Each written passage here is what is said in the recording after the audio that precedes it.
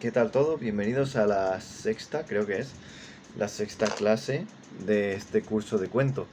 En esta ocasión vamos a hablar un poco de simbolismo, ¿vale? Vamos a hablar de 3 cuentos.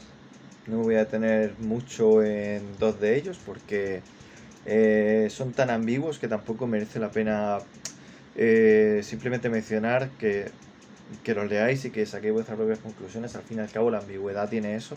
La ambigüedad lo que hace siempre es dar riqueza en la literatura y es como explicar un chiste, ¿no? Si tú explicas algo que en principio intencionadamente es ambiguo, ya lo estás etiquetando, le estás poniendo límites, estás haciendo que la idea original pierda su fuerza, ¿no? El primer cuento es El compartimiento, que es en el que más me voy a detener, y los otros dos los voy a mencionar recomendando su lectura. Uno es, el compartimiento es de Raymond Carver, y los otros son Ante la ley de Franz Kafka y Casa tomada de Julio Cortázar. En compartimiento tenemos una historia de un hombre que tiene un pasado nada amable con sus remordimientos porque tenía muchas discusiones con su mujer, se separaron y tenía un hijo. Hace 8 años que no ve al hijo, el hombre es americano y el hijo lleva tiempo ya viviendo en París.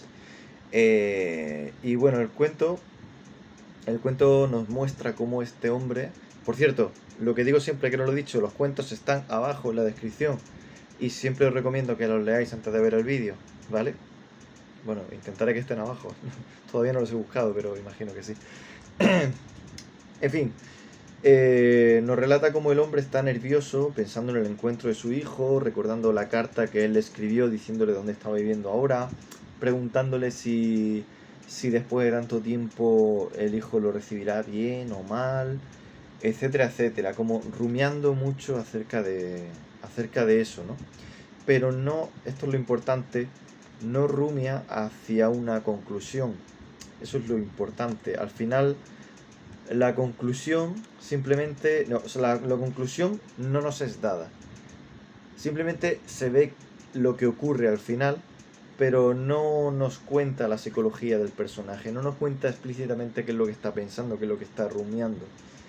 ¿Y cómo se las arregla Raymond Carver para que nosotros sepamos qué es lo que ha pasado? Pues usando elementos simbólicos. En este caso son dos. El hombre va en un tren y va a regalarle a su hijo un reloj muy caro que ha comprado en Roma antes de ir a París porque está haciendo un viaje en tipo Interrail y tal. Entonces, claro, cuando lees el cuento lo que ocurre es que él se empieza a poner nervioso porque lo que él va a hacer es ese reloj caro se lo va a regalar a su hijo. Él pretende entrar después de tanto tiempo diciéndole, oh, ¿cuánto tiempo tal? Mira, te he comprado este reloj, ¿no? Como un gesto de un poco de redención, ¿no? De decir, mira, tal, te tengo en cuenta. ¿Qué pasa? Que él se va a mear y cuando vuelve a su compartimiento tiene ahí su abrigo con su documentación y tal, pero el reloj no está, el reloj se ha perdido. Eh, Esto se puede entender porque al ser simbolismo nunca hay nada que sea correcto o incorrecto, pero se puede entender como una metáfora del tiempo perdido y el tiempo que él pasa todo el viaje buscando el reloj y el reloj no aparece. Se piensa que lo han robado, pero al final termina resignándose, incluso preguntándose si ni siquiera lo había llegado a subir al tren, etcétera, etcétera, ¿no? Entonces es un tiempo perdido que ya no va a recuperar. Y el hecho de que vaya en un tren que no se detiene y que él decida no bajarse, representa las oportunidades que se ha perdido, la oportunidad que ha perdido, que ha dejado pasar, y que lo ha hecho porque al final ha admitido que quizá nadie le haya robado el reloj y sea simplemente todo culpa suya, porque él al principio empieza recordando las discusiones que tenía con su mujer y está como pensando en otros, ¿no? En que la situación, otros habían influido en que terminara así. Pero conforme busca el reloj y se da cuenta de que no lo va a encontrar, ya termina resignándose y aceptando que la cosa fue culpa suya. Eso es lo que no nos dice el cuento, y que se vale del simbolismo para narrárnoslo a través del reloj y a través del tren. Os recomiendo que lo leáis, es un cuento bastante bueno. Quizá no sea de los más famosos de Raymond Carver, pero a mí me gusta muchísimo y me parece que tiene un uso del simbolismo muy bien hecho, la verdad. Luego los otros son, Ante la ley, que es un cuento bastante breve, no lo voy a buscar ahora, quizá un par de páginas o tres, de Kafka, que va de un hombre que se presenta a unos juzgados y hay un tipo que no le deja pasar por temas administrativos y que tiene que esperar, y sin marcharse de ahí, ni comer, ni nada, el hombre ni muere de inanición, ni nada así, pero empieza a envejecer ahí mismo. Empieza a envejecer y termina muriendo de viejo. Mientras espera que esa ley que en principio le avalaba, pues le admita, ¿no? Yo os recomiendo que lo leáis porque es muy corto. Claro, aquí ya pues tú empiezas a pensar qué representa.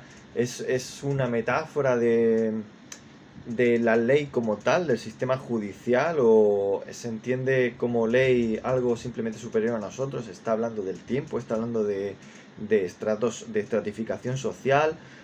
Te da tan pocas pistas que el hecho de esa narración que ocurre ahí, tal y como tú lo interpretes, va a estar bien y va a nutrir, o sea, el cuento va a ser diferente para cada lector que se acerque a él, porque cada uno le dará una interpretación diferente. Por esto decía que la ambigüedad siempre da riqueza en la literatura. Eso es Ante la ley. Y luego está un cuento que ha dado pie a muchas teorías, que es Casa Tomada, de Julio Cortázar. Este cuento va de dos hermanos que están en una casa que en principio es muy amplia, y no me acuerdo quién era, si el hermano o la hermana o los dos empiezan a retroceder porque parece que hay alguien o algo que está entrando en la casa, y van cerrando puertas, y conforme ese lo que sea va avanzando en la casa, se va adueñando de más habitaciones de la casa, más espacios.